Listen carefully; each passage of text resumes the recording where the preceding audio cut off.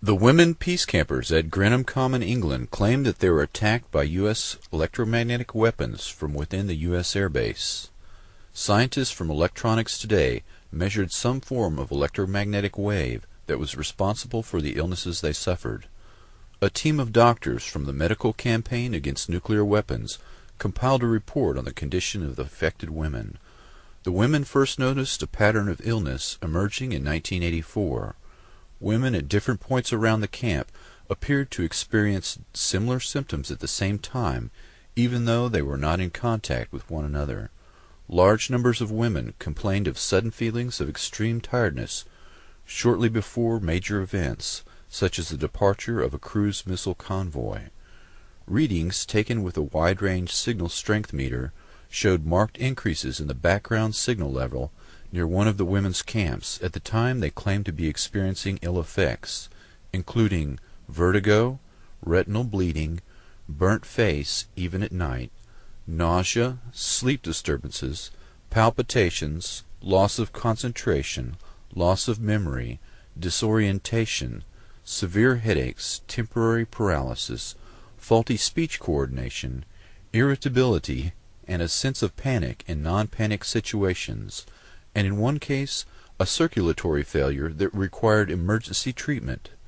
Many of these symptoms have been associated in medical literature with exposure to microwaves, and especially through low-intensity or non-thermal exposure.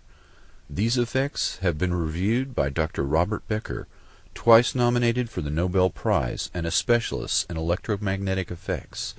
His report confirms that the symptoms mirror those he would expect to see had microwave weapons been deployed.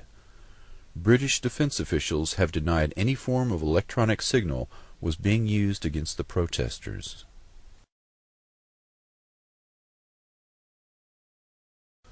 The Department of Justice Electromagnetic Weapons Program. The Department of Defense uses the Department of Justice to develop and test non-lethal weapons as an aspect of deniability because many of these applications violate existing treaties. By using the Department of Justice and classifying these programs as crowd control, they are able to avoid scrutiny and can violate the spirit of the law without technically being in violation of international treaties. In 1993, the National Institute of Justice Initiative on Less Than Lethal Weapons recommended that state and local police departments in America utilize psychotronic, electromagnetic, and other mind control weapons against American citizens involved in, quote, domestic disturbances, an open-ended term that could include family arguments. The report said, quote, short-term research will be completed to adopt military technology to use by domestic law enforcement, including laser, microwave, and electromagnetic weapons, unquote. The Washington Post reported, quote, the Pentagon and the DOJ have agreed to share state-of-the-art military technology with civilian law enforcement agencies, including exotic non-lethal weapons, unquote.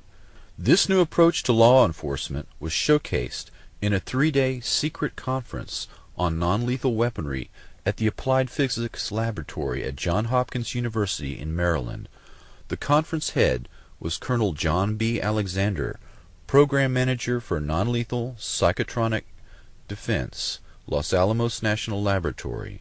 Attending the meeting was Attorney General Janet Reno, military weapons specialists, and representatives from state and local police departments.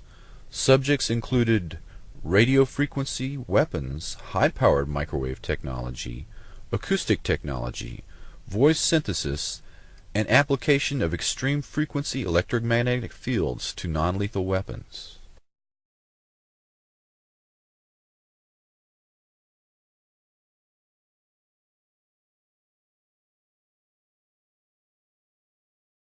Question about some of the technology that you're developing to fight the war on terror, specifically directed energy and high-powered microwave technology.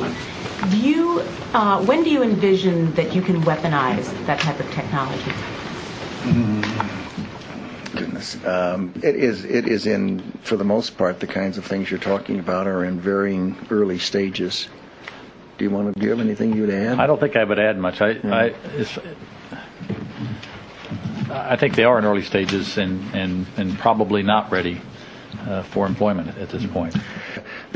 In the normal order of things, when you invest in research and development and begin a developmental project, you don't have any intention or expectations that one would use it.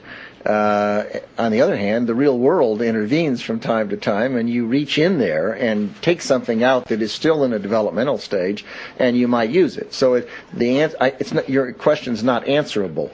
It depends on what happens in the future and how well things move along the track, and whether or not someone feels it's appropriate to reach into a development stage and see if something might be useful, as was the case with the unmanned aerial vehicles. But you sound like you're willing to experiment with it. I think that's the point, and I think, we have, I think, from the beginning of this conflict, I think General Franks has been very open to looking at new things if there are new things available, and has been willing to put them into the fight even before they've been fully wrung out. And I think that's not referring to these two particular cases of directed energy or high-powered microwave, but sure. Just the head was burned, and the other parts of the bodies wasn't anything happened on it. Al-Ghazali reported that he had seen 3 passengers in a car, all dead, with their faces and teeth burnt, the body intact, and no sign of projectiles. There wasn't any bullet. I saw they teeth, just their teeth, and no eyes. All of them, with the body, nothing for the bodies. Just the teeth and all the heads were burned. There were other inexplicable aspects. The terrain where the battle took place was dug up by the American military and replaced with other fresh earth. The bodies that were not hit by projectiles had shrunk to just slightly more than 1 meter in height. Except that the bodies is killed by the bullets. Most of them that become very small. It's like that, something like that.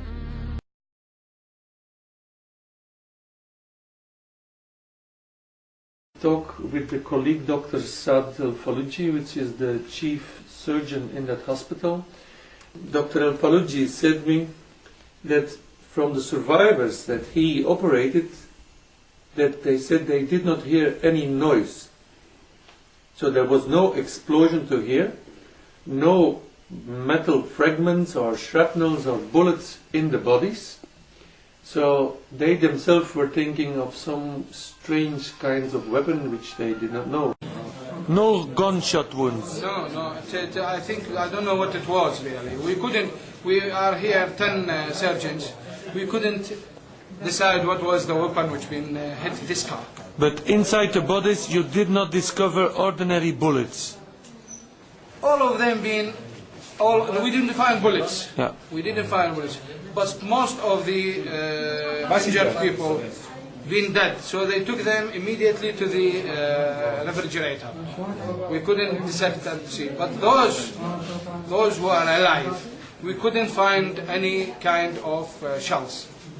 We didn't find shells inside their body. Outside, it seems to be a new weapon. It seems a new weapon. They try to do